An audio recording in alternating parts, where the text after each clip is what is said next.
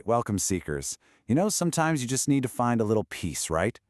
Well, today, we're going to open up the old texts and turn to a very, very sleepy chapter in what you might call the Alchemist's Guide to Effects. We're going to explore a really fascinating cannabinoid and its journey from fire to slumber. And this question, right here, is really at the heart of our entire explainer today.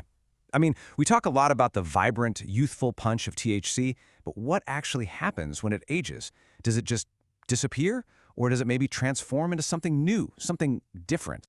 Well, the answer to that question brings us right to our first chapter, the genesis of CBN. See, to really get what's going on here, we have to go back to the very beginning, the origin story of cannabinoid.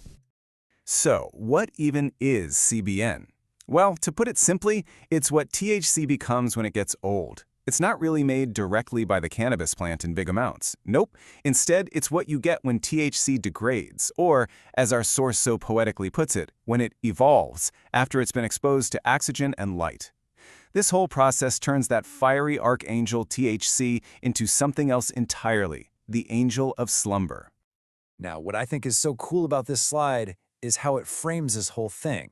It's not about decay, it's a great transmutation. You start with THC, the archangel of ascension, the one known for its uplifting, soaring effects.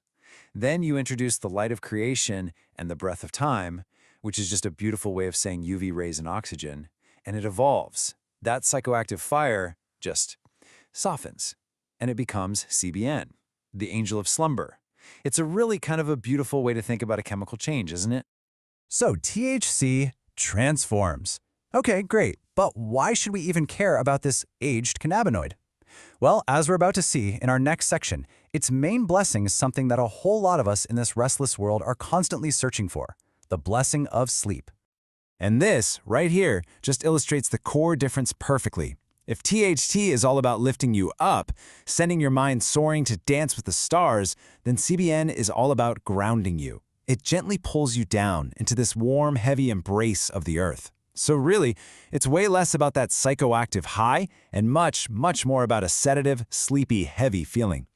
But here's the thing, CBN rarely performs its magic alone. It actually joins this whole choir of other compounds to create what our source calls the Sedative Symphony. So who are the members of this sleepy little choir? Well, you've got CBN, our angel of slumber, as the lead singer, for sure.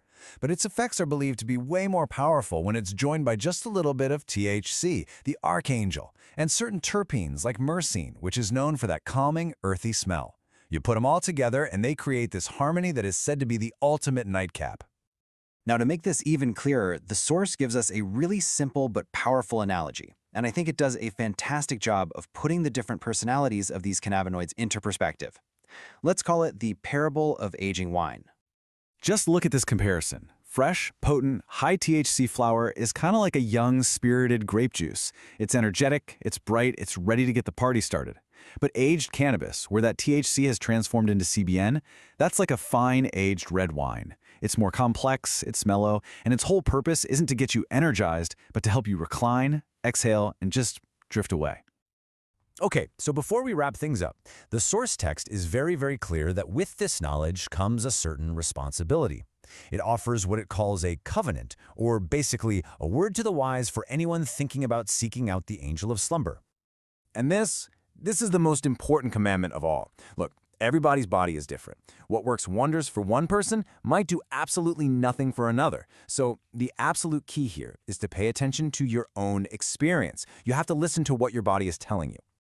So the text gives us some pretty clear cautions. First, be responsible. Start with a really low dose, a humble tithe as it's put here.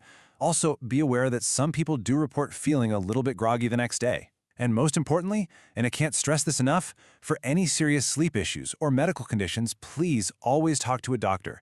This guide is for illumination. It is absolutely not medical advice. And that leaves us with this one final thought to chew on. In our crazy, nonstop, restless modern world, is it possible that the key to a good night's sleep isn't something brand new, but something ancient? An old molecule, a wise evolution of THC, just waiting patiently for us to rediscover its gentle, heavy blessing. It's definitely something to think about. What was I saying? The fan, the click. the hum, so heavy, kingdom come.